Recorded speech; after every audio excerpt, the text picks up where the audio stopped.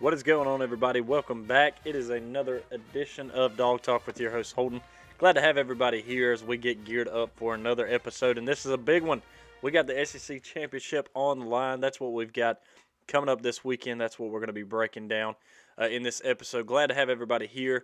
Very excited to see what we've got coming up in this game against LSU here on Saturday. So we've got plenty to talk to, plenty to get to on it, a lot to look forward to. We got the picks, we got the keys. You know how it goes on the show here, and that's what I'm looking forward to. There's some other really big games that are coming out as well. We've got a bunch of fun news that has dropped this week as well between college football playoff, expansion, just a lot to talk about. So we're going to dive right into all of these things.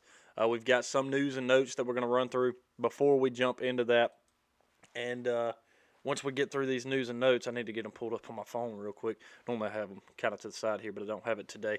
But once we get through the news and notes, we'll start breaking down this LSU-Georgia matchup for the SEC Championship game. First time we've met since that 2019 LSU team that came in and dominated the Dawgs, just to be honest, before they absolutely rolled on to a national championship back in 2019. It's not the first meeting between these two teams, though. They've met a lot over the years in the SEC Championship game. Georgia has not always been successful in those. So that's what we're going to be talking about today. You guys know how it is. Off the top here, we are going to talk about this college football playoff expansion. It is in my news and notes, and it is the last topic of the news and notes, so I'm going to touch on it briefly in the news and notes to start. And then we're going to get into the show talking about this SEC Championship matchup. Then we're going to talk about some of the other matchups around the country. And ending the show, this is why I want you guys to stick around. Ending the show is when we're really going to dive deep into the college football playoff expansion. We'll talk about that then. So again, glad to have everybody here. You guys make sure you follow us on Twitter at DogTalk20. If you're watching on YouTube, hit that like button and leave us a comment. I'd greatly appreciate it. Make sure you subscribe as well. Doing a lot better on YouTube this year than last year, which I've also been kind of pushing a little bit more. But let's get to the news and notes. Starting things off in Auburn, Hugh Freeze has been hired as Auburn's head coach. Does look like Cadillac Williams, but will be retained as a coach. Obviously, you guys know, if you've been around long enough, that Hugh Freeze used to coach at Ole Miss. He's been the coach there at Liberty for a while now and has been very successful. He was very successful. I say very. He was fairly successful at Ole Miss as well. He also could beat Alabama from time to time, beat them a couple of times in his time there at Oxford. Didn't necessarily end on the best terms, but I am a firm believer in second chances. So I'm not going to speak badly on anything that goes on with his own personal life, but as far as a coaching standpoint, he's a very good coach. And I'll say this to put in the same realm as Urban Meyer. Might not be the best dude. Maybe he turns his life around, but he's a very good football coach. And I'm not going to dive too deep into it. And that's not me just trying to step away from it and say, oh, okay, so you're just not going to stand up for anything. That's not it at all. I promise you that. I'm just not going to get into the weeds of it here. First of all, it's a Georgia football podcast. This is just the news that's going on around the country. It's not up to me to talk about that. If this had something to do with Georgia, with exception to a coach that we're going to be playing every single year, because that is the biggest rivalry, Deep South's oldest rivalry. Look at there, I actually remembered a rivalry name. But, yeah, that's going to matter when that matchup comes, and that's all I have to worry about as far as for my life goes is that's a coach we're going to be playing in the future that we're going to have to look forward and prepare for. But as far as my personal life goes, I won't ever see the man face-to-face in any situation out in the real world. So that part's not going to pertain to me. Maybe he's figured his life out. Maybe he's turned himself around. It's not for me to decide. At the end of the day, I'm not the one that's got to answer to anything. He does. He has to answer for his own actions. So hope that he's turned things around. Again, I'm a firm believer in second chances. Cancel culture is probably one of the worst things in the world right now. You do one thing wrong in your life, and it could have been 10 years ago. It all of a sudden gets drug up, and it acts like it's something that happened yesterday, as if you couldn't have changed in that time from then to now. Really frustrating, but we're not going to dive down that train. Keeping it going with the news and notes here. The college football playoff ranking did come out. I'm going to talk about this briefly as well because the last part is the 12-team playoff that we're going to talk about later in the show. But as far as the rankings go, it's kind of wild. I put up my top 7. This is from last week. And this is how I had it: Georgia, Michigan, TCU, USC, Ohio State, Alabama, Tennessee. Top 7 is exactly what I told you guys it would be: Georgia, Michigan, TCU, USC, Ohio State, Alabama, Tennessee. Only part of this that I'm going to talk about is these top 4 teams win. Doesn't matter. Nothing else matters. If these top 4 teams win right here, it is set. And I know I said this last week coming off the win against Georgia Tech, that is very chalk, and a lot of you guys might not like that. I have no problem with it whatsoever. And it's not because Ohio State's waiting in the wings. It's not because Alabama's waiting in the wings. And it surely isn't because Tennessee's waiting in the wings. For all those fans of those fan bases that think they are the best team in the country, you're not going to be able to get in and prove it if these top 4 teams do that. Not that I'm worried about playing you, because I promise you line up anybody against Georgia right now, I'll take them all day, every day, because Georgia has continued to look like that very good and dominant team, the number 1 team in the country. That's the reason the College Football Playoff Committee didn't put it there. But as far as it goes with the conversation that we will have about that 6 and 7, Alabama being over to Tennessee. Alabama is 2 plays away, one in each of these games, from not having any losses, from being undefeated. Retrospect to the other side of that, Alabama is also only a couple of plays away from having 4 losses in this season, possibly even 5 on this season. So I understand where that conversation comes from, where it's like, all right, how do you justify putting an Alabama football team above a team that beat them, and it's only one position, 6 and 7 there. And does 6 matter? Yes, and I told you guys this. This will matter if something really major happens in the top 4. To me, the only team at this point that can get in is Ohio State if USC loses. If USC loses. I said this last week that if TCU loses, I think that's an opportunity for Alabama to jump in there as well. I really don't know. I don't know what the committee's thinking. I don't know if they push enough forethought to say, okay, would you really take a 2-loss Alabama that's not even playing in the SEC championship game, that's not even a part of any of that? Would you really take them as that runner-up and put them in over a 1-loss TCU? Maybe. Do I think if Alabama and TCU played today that Alabama can win? Yes. I'll be honest with you about that. But nonetheless, if you're on the outside looking in and your best chance of getting in is 2 to possibly even 3 of those teams losing, it's tough sledding. You got 3 teams right there in the top 3 who are undefeated, hadn't lost. And then you got 2 1-loss teams there. So getting in from that 6th position is almost impossible. Like I said, if TCU loses and they have to lose pretty convincingly to Kansas State, and USC was to lose in this situation, I think you kind of have to start to weigh it out that, all right, is it worth putting a 2-loss team in for the first time over this 1-loss team? And that's where the argument is coming in as far as Alabama and Tennessee goes. Again, Alabama, couple of plays away from being undefeated, couple of plays away from possibly losing 4 to 5 games this season instead of just 2. Tennessee, did you beat them head-to-head? Yes, congratulations. You did it for the first time in a very, very long time. But guess what? The 2 games you lost, you were blown out in. I'm going to be frank with you. The Georgia game over Tennessee was a blowout and could have been much, much worse. You say, oh, the rain played such a difference in this football game. Do you think it didn't for Georgia? Do you think if Georgia wanted to keep – Georgia threw the ball in the second half of the game, we're just not even going to go back to it. We're not going to go back to it. That's all it is. You played a South Carolina team who at the time was hot, yes, but they beat you. They put 63 points on your defense. South Carolina, a team who was done for, a team that Georgia, if you want to make that comparison, blew out of the water early in the season. So if you want to have that conversation with me, there's that. Also, the number 1 team in the country absolutely demolishing you at their house, granted, regardless, still did the job.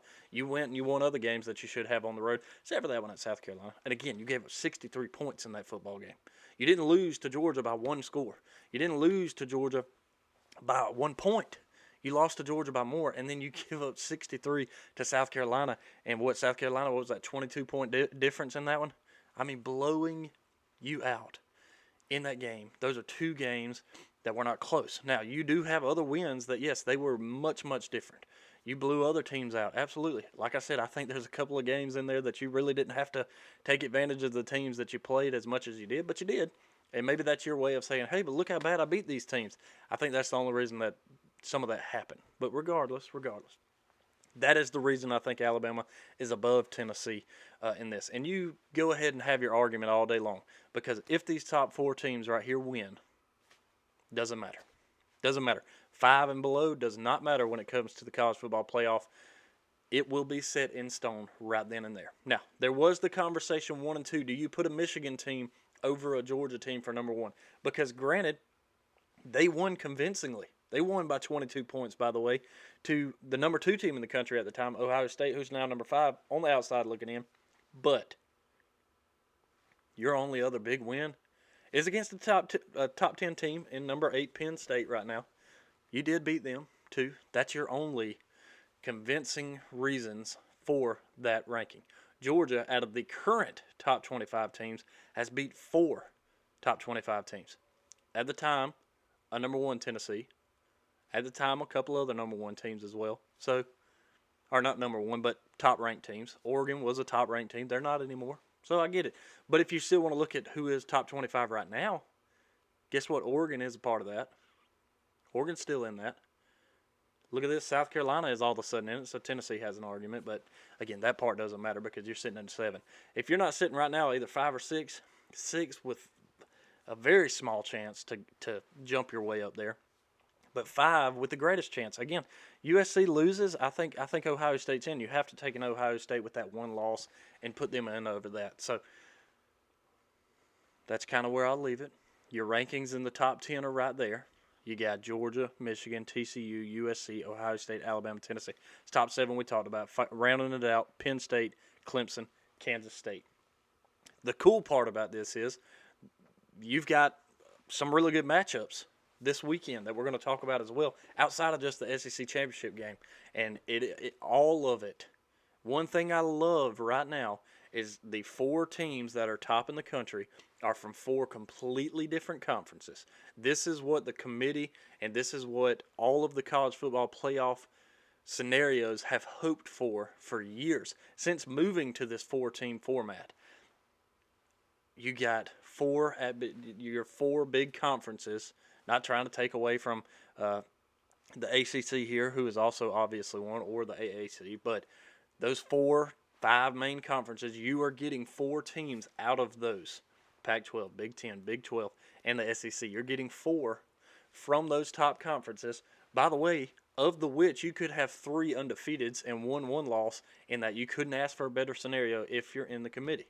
Now, moving forward, because it was announced that in 2024, we will move to a 12-team college football playoff.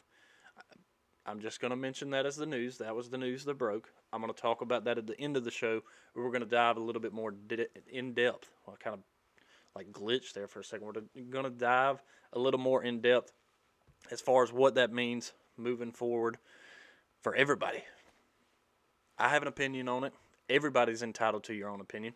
I'm going to tell it to you. You can choose to agree with it or not. Guess what? That's the thing about an opinion. Everybody's got one. I'd tell you what my granddad said, but I'm going to try to keep it family-friendly on here, at least this week. All right.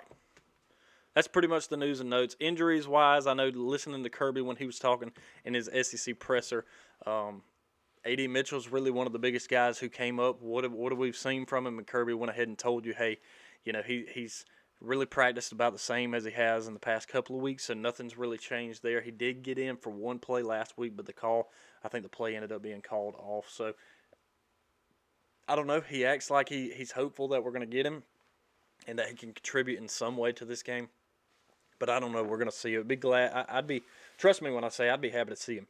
I'd be glad to see him come in this football game and make a difference and really start to shine again. I read a stat earlier that we've got like one play to a Georgia wide receiver this entire season that has gone for 40 yards or more. That was that 52-yarder to blanking on Arian Smith a couple of weeks ago. Matter of fact, that may have been against Tennessee. Now, we have like 5 or 6 total, but that's going to tight ends and running backs. Kenny Mack, Darnell, Brock, if Darnell was the other one. But I digress. So getting him back would be helpful. We got to see some of that in the Georgia Tech game last year with George Pickens being out and him coming back in that game. He made a big difference in the SEC championship game as well. In the end, it didn't matter. But he had a couple of big plays in there, and even in the national championship, it was good to see him in there as well. And in that Michigan game, we saw afterwards the gifs and the videos that came out of just his pass blocking in general, laying a guy flat on his tail. So that was fun to see. So it'd be good to see AD get back, start to kind of get his feet wet again. Obviously, we're kind of pushing for postseason here. We're trying to play as long as we can into January. And then, it's time to prepare for next year just that fast. I don't foresee him going anywhere. I look forward to seeing what he can do next year, especially getting healthy over the offseason and everything like that. So let's get into this preview of the LSU SEC Championship game. So jumping right into it here, I'm excited, very excited for this game. One thing I do want to mention right off the top, since Kirby Smart has been a head coach for Georgia since 2016, he has got five appearances over the last 7 years for the University of Georgia. Only one of those being this is actually the fifth, I should say. Only one of those actually holding up an SEC championship game. That was that 2017 season. I think I talked about this last week as well. We fell to Alabama in 18, fell to LSU in 19, didn't play for it in 20. That was the COVID year. Played for it last year and did not win that either, and now we're playing for it again. Big favorites in this one. I think it went up to like 17.5 on the line. I think it opened at like 15.5, and it's gone up.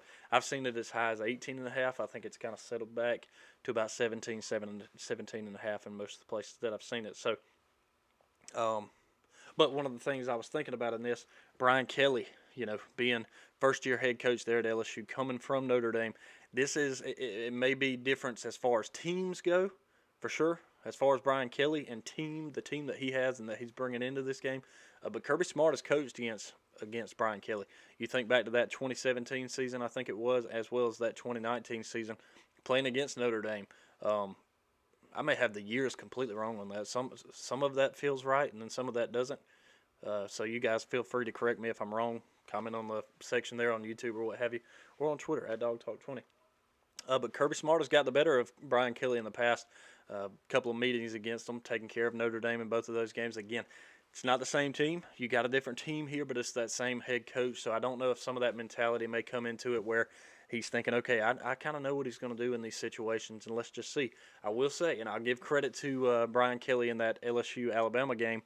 He had the nuts to just drop it right there on the goal line and go for two to go ahead and win that game instead of sitting back. And he had his team in the position this past week, ranked 5th, coming into the game against Texas A&M to be and have another college football playoff berth for LSU, and his first as far as in a new team there for LSU as well.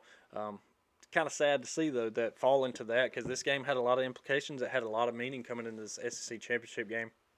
And unfortunately, that just ends up not really being the case as we get here after they fall to Texas A&M. So it's not necessarily that this game doesn't matter, but all of a sudden it just kind of lost a lot of the luster it had coming into it. You had one team who's top in the country, who pretty much everybody's saying right now, it doesn't matter if Georgia loses this game. It may be, if Georgia came in here and lost 56-0, I would be utterly shocked. I don't know if that's enough to keep them out, even in that situation, because, again, you kind of look around the rest of the country, and it's like, who else are you going to put in? Would you put a 2-loss Alabama in that could, again, a couple plays away from undefeated, a couple plays away from 4 or 5 game lose? Would you really put them over in Georgia? But we're not going to really talk about that because, again, utterly shocked if something like that happened. But nonetheless, fun matchup coming into it here. I kind of lost my train of thought there. But regardless, Georgia should be in this. Lost a lot of luster. Boom, there it comes back to me. Because again, they had everything sitting right there. All they had to do was come into this game. Probably would have been ranked 4th, maybe 5th. I don't know. They may have kept them in that same spot with USC winning.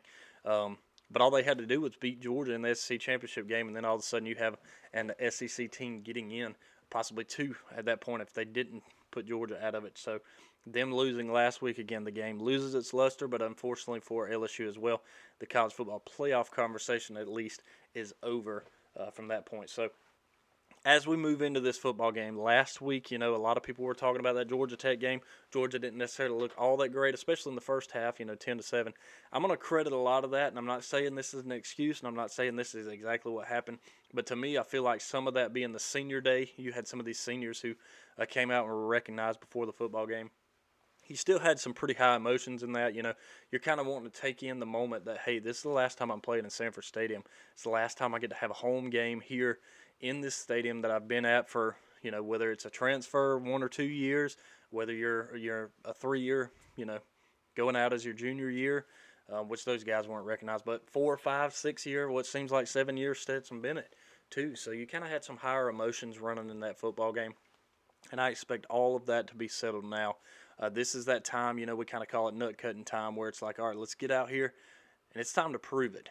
Last year, we didn't do that. Granted, again, I think there were some flu-like issues for Georgia players, but we didn't make an excuse. You didn't hear Georgia players come in and say, oh, man, I had the flu. It was just a bad game against Alabama in the SEC championship game last year. They didn't say that. They came into the game. We got thumped. We got the opportunity to come back and make up for it, and we did that. We did that moving forward against Michigan, as well as moving forward playing Alabama again in the national championship last year. So I think this is that opportunity for all the emotion to kind of settle away, and Georgia comes into this ready to fight, because Georgia has been in this position before a year ago. Just that soon was a year ago that Georgia was in the same situation. It's time to come in, show everybody what you're made of, the reason you're the number 1 team in the country, the reason that you're trying to come back in here as defending national champions and truly defend it and make your presence known and do it again. Be back-to-back champions. You are the first team in the SEC since 08-09 Alabama to have back-to-back undefeated 12-0 seasons, regular season at least. So let's see if we can kind of keep that train rolling. SEC championship game, again, we were talking about this earlier. This means something to Kirby. This means a lot more to Kirby than it probably does some of these players, especially some of the young guys who haven't played in this football game, or even the ones who only played last year and didn't win it. Kirby, again, he only has 1 win in this will be the 5th appearance in the SEC championship game. So I know it means something to him. He wants to get this game. He wants to have this win. He wants to put it on there. If you're not just, if you win the national championship, that's all and well. Trust me on that. We are all happy with that last year. Stunk not winning the SEC championship game, but trust me, it was great that we won the national championship. But, Kirby's still in the back of his mind. He's like, man, let's finish the drill. Let's get this done. Let's go ahead and win this SEC championship game as well. Get that under your belt as well. Then let's go to the college football playoff, and let's keep winning. Keep winning. So I know it means a lot to Georgia, or to Kirby. I think it does mean something to some of these older guys as well. Again, been there a couple of times, but not winning it. Stetson, he's been there what seems like 7 of these things. Really, Stetson has technically been with Georgia every single year that they've been to the SEC championship game. I don't know exactly what it was in 2018. I can't remember the year now off the top of my head that he went to Jones, but Stetson has still been at Georgia since the first time they went under Kirby in 2017. He was on that scout team then, being Baker Mayfield when we played Oklahoma in the Rose Bowl, that semifinal game. But so he's been around. I think it means something to him as well, but Kirby for sure. I think he's going to have a fire lit under these guys. The emotions of senior day will be gone. At this point, it's time to lock it in. Lock it in, Dogs. We're coming to the SEC championship game. Put it up and prove it. Put up and prove it time. And I'm excited about that. I'm looking forward to seeing what this game brings. So with that being said, we'll go ahead and get to the keys of the game coming into this one here, at least what I think that it's going to look like on here. Offensively, we kind of went away from this last week as far as me putting this up, but I don't want to see turnovers in this football game. I think this means a lot. Not having turnovers in this football game, not giving LSU opportunities. I think you do have – well, I'll talk about that defensively, but you have a really good opportunity to come into this football game. Oh, no, I need to talk about it offensively. Excuse me. You have a lot of opportunity in this game to hold on to the football and make a key difference. Not necessarily timing-wise, but hold on to this football, and make LSU pay for any mistakes they make, but you can't give them the ball back, especially on plus side of the ball for them. and expect this game to go swimmingly. So we've got to hold on to the football. We seem to be getting a little better at that, but every game it seems like we have at least one. Right now it seems like we're bad with the fumbles, but Stetson also has to be careful with the football in his hand as well. Some of this also goes into that pass protect, and by that I just mean we've got some guys who are going to be trying to pin their ears back. One thing I'll say about this is LSU really doesn't have anything to lose in this. They get to come into this football game and either two things, one of two things is going to happen. You're going to have an LSU team reeling from last week, trying to make up for really what was a miserable loss against a team who is the worst in the SEC. One of the teams who was expected to be one of the darlings at this time of year, and they're not. That in Texas A&M. So you're going to have a team in LSU who's either going to come in here on fire and ready to make up for that, or you're going to have a team in here in LSU, and by that I mean, coming here reckless. They have nothing to lose. They can't play for a national championship now after last week. You're playing for a good bowl game, maybe a New Year's Six bowl if you do win this game. But does that mean that much to those? And that's where you get to the other side of the second possibility of an LSU team who comes in and they say, hey, we had the shot last week, we blew it. Let's just go and play this game. It's probably not going to go well, but let's just get in there. I don't think many football players really have that mentality coming into a game, but this is those times where you do have those guys who decide to opt out. These guys who decide, all right, I no longer really want to play. I really don't want to play for the rest of the year. No, I want to get ready for the NFL. I don't want to risk hurting myself in a game that really isn't going to matter in the grand scheme of things. Maybe. I don't know which version of that you're going to get, but regardless, that's something we have to be prepared for, and most of that is going to be preparing for that first one. A team who's coming in here reeling off a loss, who's got nothing to lose, reckless abandon. They're going to do anything and everything they can to beat you just because they want to beat you. That's all there is to it. And those are some of the tougher teams to beat. Take Missouri earlier in this season. Missouri had nothing to lose. They were just here trying to see if they couldn't take down the number one team in the country, and they almost did it. They very well could have, and they almost did it. Luckily for Georgia, we ended up making the plays at the end of the game to keep that from happening. And that's what championship teams do. That's what champion-driven teams do, is you win the football game no matter what, if you want to be a champion in the end. So pass protect, because you got some guys that are going to be pinning their ears back, trying to get to you. My mind's kind of blanking on those couple of defensive guys there for LSU that are really good, that are going to be coming off the edge and off the line as well. So that's going to be a big deal in this game. Got to pass protect, give Stetson the ability to be able to throw back there, and on top of that, run, Dawgs, run. I think Georgia, good opportunity to run the football game. I guarantee you Brian Kelly has been getting on LSU this past week, his defensive line and all. For allowing A-Chain to run all over them for Texas A&M last week. So they're not going to hear the exact same things out of his mouth this week after playing Georgia. So I'm sure they're going to tighten up really well on the run defense.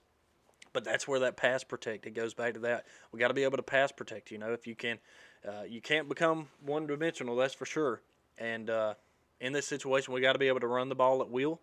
But we also have to be able to pass protect when we get those play action opportunities, or when we get those opportunities to let Stetson sit back. And that's one good thing about Stetson's legs. Kirby's gone back and forth to this each and every year that he's been starting for us, or in a football game a couple of years back and even last year. Is the good thing about Stetson is it's his legs. It's the thing that gives him the edge over the other quarterbacks that we have in the quarterback room right now. It's his ability to read because of that seniority, that leadership that he has, as long as he's been at Georgia, and 3 years under Todd Monken's program as well. That helps a lot. But his legs, that gives you that extra ability to be able to get out of the pocket if that pass protect does break down. So that's kind of the keys there offensively. Holding on to the football, no turnovers, giving that pass protect, and run, Dawgs, run. Then we get to the defense. This is where, injury-wise, I'm not sure what we're looking at. I don't know if you're getting, here's the thing. Jaden Daniels, I believe that's his name. I hope I'm not messing it up. Jaden Daniels is a very good quarterback. Watching the games that he's played in this year, he has been elite. With his legs, with his arm, he has been a pretty good signal caller back there at quarterback for LSU. Last week, watching him get hurt multiple times against Texas A&M, coming out, but then he comes back in, it leads me to wonder, how hurt is he really? The last time he got hurt and he came off, I was kind of surprised that we saw him back on the field. Granted, LSU was trying to win that football game. They were trying to come back there at the end to win it because they knew, hey, this is the chance to play Georgia and fight to be in the college football playoff game. And Jaden went back out on the field. and he still was able to run around, throw the ball, and tried to make the comeback, but it just was too little too late there for LSU. So I don't know what version we're getting. I don't know. They said he was in a boot Sunday. They said he was in a boot Monday. Limited practice Monday and Tuesday. Um, Again, I don't know if this is just smoke and mirrors, and we're just hearing what they want us to hear and making us think, oh, he's not going to be the quarterback. You need to prepare for what's that kid's name, Brett Mussenberger or something like that. Whoever LSU's backup is. I don't know if that's something that we really have to worry about in this game. But regardless, I think you have to always keep in the back of your mind 2017 Alabama, 2018 Alabama. You have a starting quarterback, all of a sudden a backup's put in there, and we lose our mind and somehow defensively stop playing football.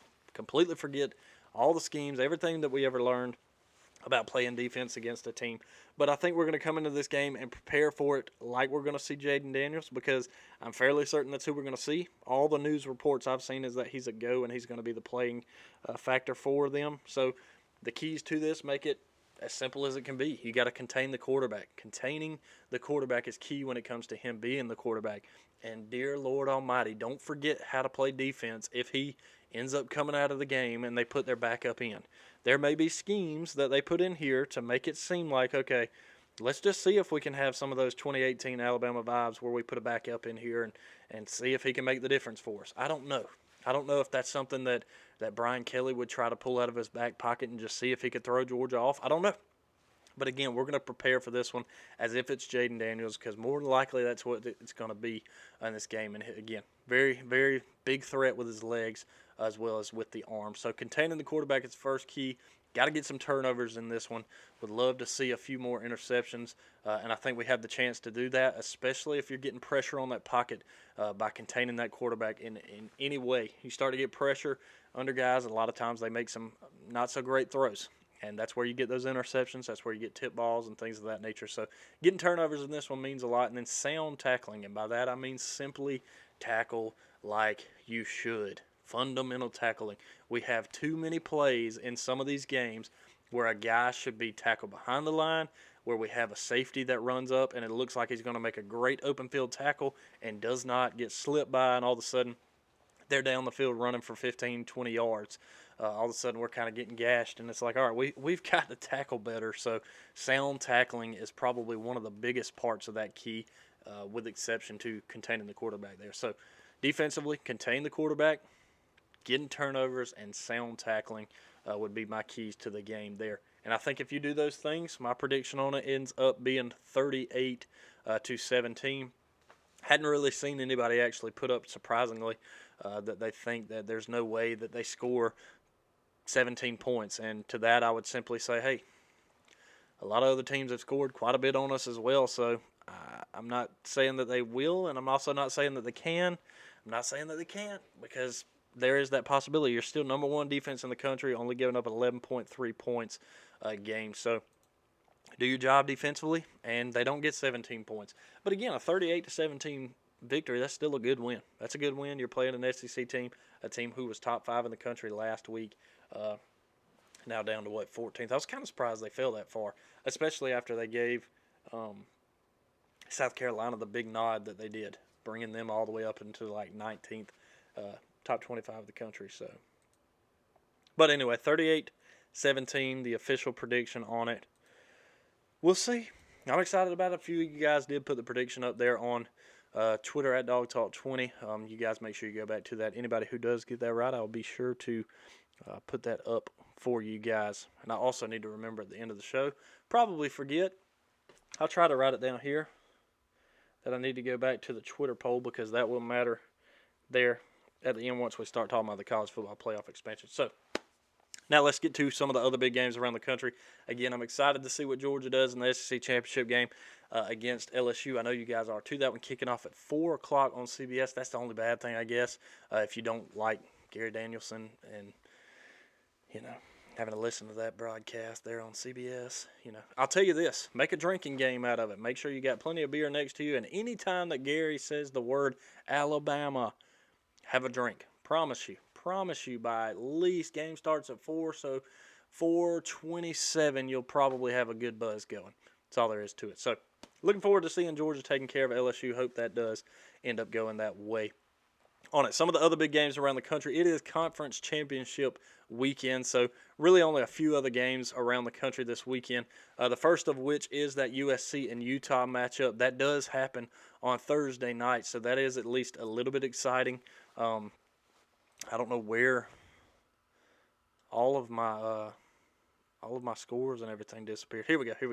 Yeah, should be Thursday night, I believe, is that USC, or excuse me, not Thursday. It's Friday. It's Utah and Southern Cal at 8 o'clock. So you get to see USC playing Friday night, the night before we all get playing on Saturday. So that's kind of exciting. You do get a game that you get to watch there Friday night late, and you get to determine, hey, if USC wins this football game, there's one spot locked up right then and there. And more than likely, if USC wins on Friday night, all of a sudden, committee kind of gets to sit back and go, hey, our work is really done. As long as TCU doesn't get blown out by Kansas State, our work is kind of done here. We got very lucky, maybe if that's what you want to call it. But maybe they sit back and go, hey, all of a sudden our work got a whole lot easier for us with these four. Again, I hate for it to be chalk, but I kind of hope it is, because I would love to see these four teams match up. Again, anybody in the top 10, I would put Georgia against. So it has nothing to do with the other opponents that you could have in these games. But I do think that this is a good lineup, good matchup. Either which way that it lines up right now, more likely, if you got a Georgia winning that and a Michigan in the Final Four, that would be kind of cool to see them match up again after last year's matchup. But that's what you got coming up there Friday night, 8 o'clock. Then we move on to the same time Georgia will be playing at 4 o'clock. You do get that TCU and Kansas State game will be played at the same time. No, excuse me, they actually play at 12 o'clock. Man, I'm getting my stuff all wrong. They're playing at 12, so there's another one. Your first two games you get to see. The late night Friday, you get to see, does USC handle business? If they do, easy. Then at lunchtime, you get to see, okay, can TCU handle their business? Easy. If they do, all of a sudden,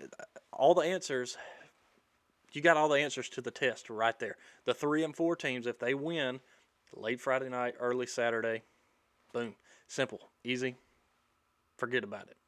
College football playoff is set right then and there, because then at 4 o'clock, Georgia, LSU, and then you got the nightcap. I think at 8 o'clock, you get Purdue at Michigan. Of all the matchups, some people would say, hey, Georgia's got the easiest hand in this game getting to play LSU. And it's like, no, LSU's still a top 25 matchup. LSU's still a top 15 matchup for Georgia. USC, that's a top 10 matchup right there. Excuse me, actually, Utah's 12, so they're right outside of that. So USC and Utah, they're a lot like Georgia and LSU getting a matchup as far as rankings go. TCU having to play a top 10 team in that 13. What in the world?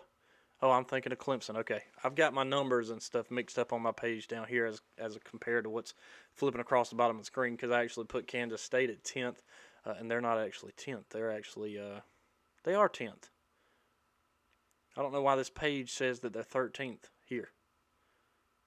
Sorry, this was a mix-up on my part looking at it here. They're 10th, but my page showing what the games that are coming up is, it's got them ranked 13th. Maybe that's what the AP poll has them ranked. I don't know. But regardless, you got a top 10 matchup there that'll be fun, at least for TCU, and you get good matchups until you get down to Purdue at Michigan. I think Purdue's like 8-4, so shouldn't be any difference. But let me tell you one thing when it comes to these matchups, and we'll get to the picks here in just a minute as far as these four teams, because those are the ones that I picked. You do have the AAC and UCF and Tulane. That's another top 25 matchup that's happening as well. When it comes to conference title games, with exception to North Texas and Texas San Antonio, that's happening on Friday, you have top 25 matchups in all of these conference games except for the Big Ten. So Michigan kind of gets it lucky there, but one thing to look at, USC and TCU, both of those lines are at -2.5. Both of those lines. And they're both, again, good competition, good matchups. Purdue and Michigan, that line, I set it at 16.5 when I saw it and put it in my picks, but I think it's now up to 17.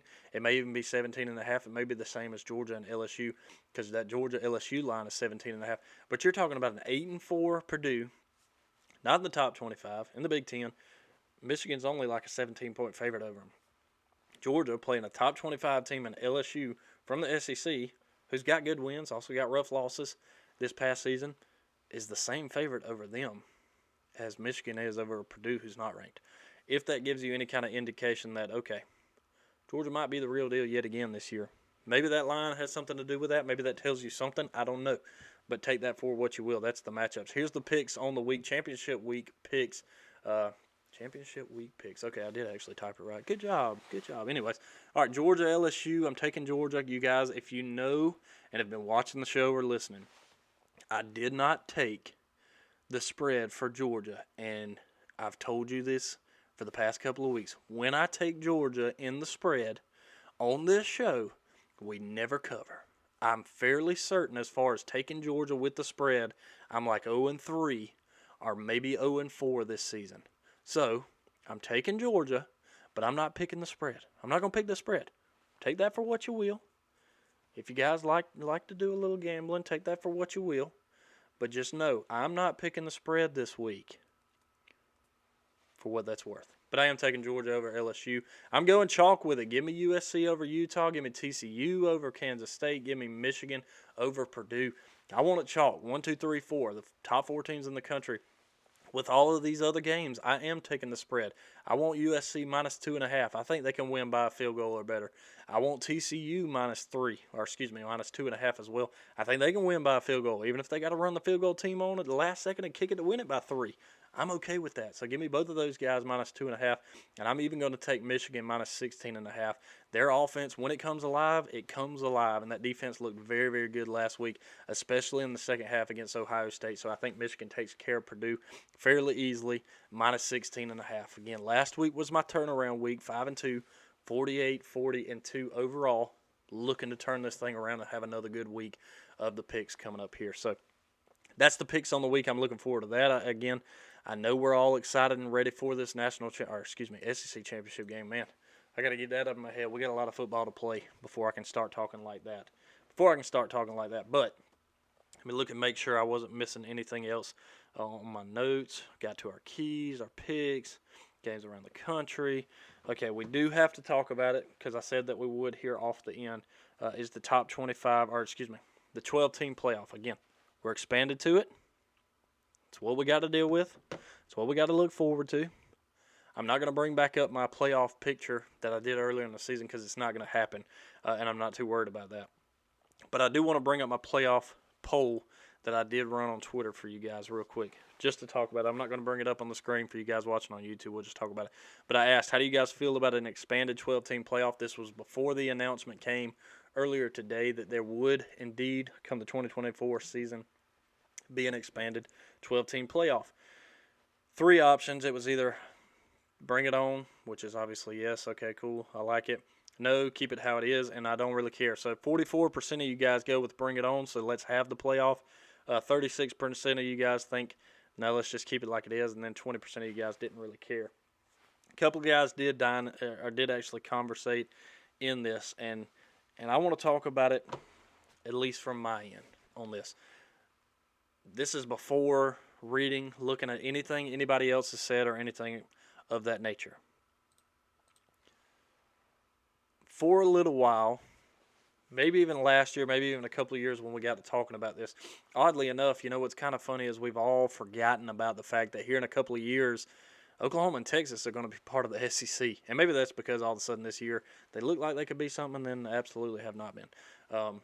But I digress. Back to the 12-team playoff here. In the past, I may have been like, yeah, bring it on. That'll be great. The more and more I have sat down and really thought about this, and I was actually listening to a piece that Brooks Austin put up earlier on his Twitter page from his show as well, and I agree 100%. We are starting to get to where it really is going to dull down the regular season. And I'm going to put it to you just as simply as I can put, based on examples from this season. I tweeted this out in that conversation underneath that poll as well, and you can go check it out. But I'm going to say basically the same thing there. The only problem I have with it is the fact that it's going to dull down regular season games. And I've not seen anything that said, hey, we're about to drop this down. This is only going to be In your conference games, that's all you're going to play. And by the way, I think Greg Sankey came out and they're even considering dropping division. So you're not going to have an SEC East and an SEC West. You're just going to have the SEC. And at that time, it'll be 16 teams, playing in the SEC, and just the top 2 teams would play for an SEC championship game as opposed to the top of the East and the top of the West. Because right now, if you look at it that way and you get away with divisions, you truly will get the top 2 teams top 2 teams in that conference. So, for example, this year you would probably have a Georgia, and I don't know how they would line up Tennessee, Alabama, and LSU behind it. But because LSU was on the West and they beat Alabama, and that was the only team they needed to be above on that side, with exception to Ole Miss, who, again, they kind of crapped the bed at the end of the year, so it didn't matter. They pretty much wiped themselves out. I don't know how that would line up as far as would Georgia end up playing Tennessee again? Would Georgia play Alabama in that scenario? I don't know. We'll find out how that goes. If that, in fact, becomes a thing and Greg Sankey and them decide to vote on that and say, hey, we're doing away with divisions, the simplest thing is just to have the SEC and the top 2 teams play for the conference championship. This gives us an opportunity to have even more teams in the playoff. I was listening to a thing that he was talking about with the committee chairman, and they talked about, hey, how many teams do you realistically think you could get in from the SEC in a season with a 12-team expanded conference playoff or championship playoff?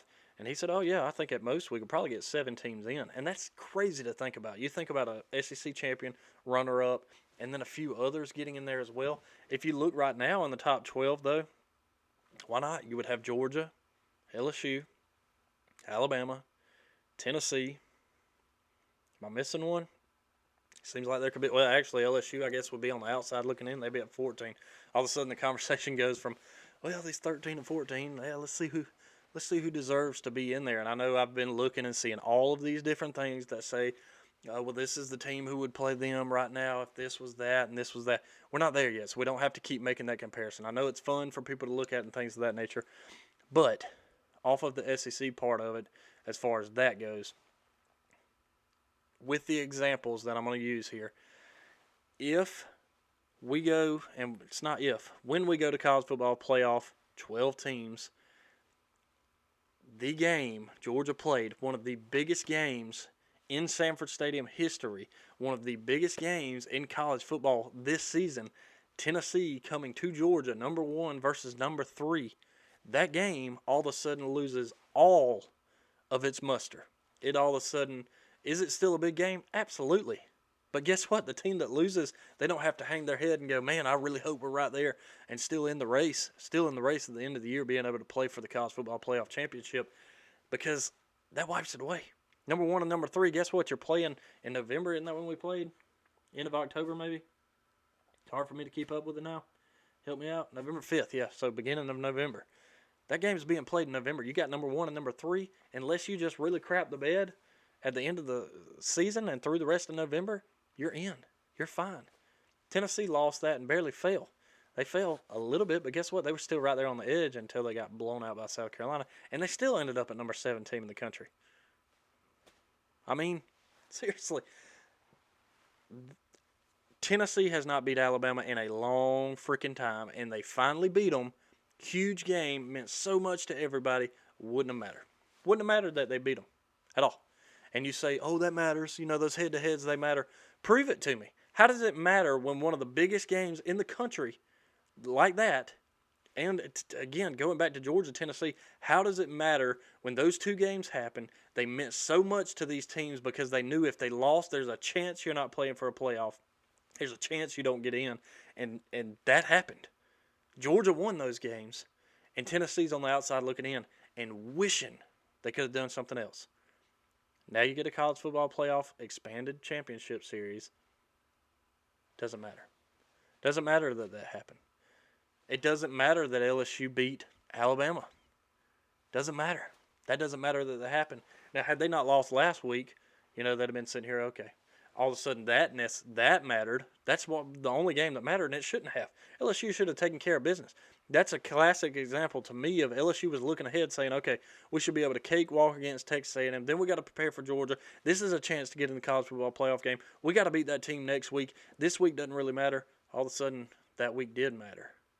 And in the future, they're going to look at that, and maybe that's an example that the committee decided to make was, hey, put them in 14th and make them realize, hey, if they would have paid attention to that game and made that game matter, they'd still be in this. Now, I never expected them to drop that far, but again, Texas A&M is not a good football team this year, so you shouldn't lose to them. You deserve to fall that far when that happens.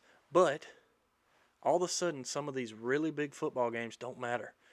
Number 2, Michigan, or number 2 at the time, Ohio State, number 3, Michigan. That game was huge. A ton of people watched it. I'll admit, I watched it. Comes to the end of the Georgia game, and all of a sudden we start to not really care about that as much as we want to see what's happening over here on this other game. Then again, did they play at 12? They may have played early. Regardless, you know what I mean? It didn't matter. Does it matter for a rivalry? Sure. They want to win. You get bragging rights. You get a shoe in some of those games. But it didn't matter. All of a sudden, you got 12 teams in this, and it doesn't matter if you win it. It doesn't matter if you lose it or not. Those big games, all of a sudden, it's like, oh, okay. It's a big game, sure. But if we lose it, it's not the end of the world. I fear that because of this change, all of a sudden, big games just aren't going to mean that much anymore. If you're number 10 team in the country and you're playing the number 5 team in the country, that matters a lot to the number 10 team in the country if it's late in December or late in November. I'll agree with that. It doesn't matter for that number 5 team in the country. If they lose, okay, we'll drop down to 8 or 10. We might swap spots with them, something like that. Doesn't matter to them. They'll still be in. Matters to that 10 team. It'll matter to these other teams that are sitting in the middle of the pack. They're trying to get there. Again, the argument will just move to 13 and 14. Which one of these two teams should get to that 11 or 12 spot, those last couple of spots? I'm just afraid of what in the world is about to change in the years to come when we expanded that. We've already got the transfer portal, which is out of this world with guys. I've seen numerous guys leaving from teams already. We're not even at the end of the season yet. Already leaving, already planning to go somewhere else.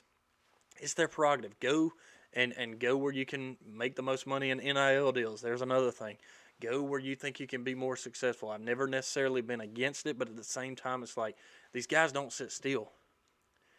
Now maybe this is something to settle it down where it's like, hey, if we do an expanded playoff, maybe these guys stay at Alabama because maybe they didn't win this year. Maybe they didn't get the chance, but, hey, they can next year.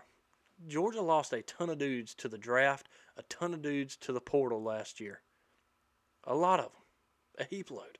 Don't remember what the number is. Not even going to pull it up on my phone because it's almost insignificant to the fact Georgia lost like 15 guys to the draft and then a lot of other guys to the portal and didn't pick up any, by the way. And it's still doing what they've done this year.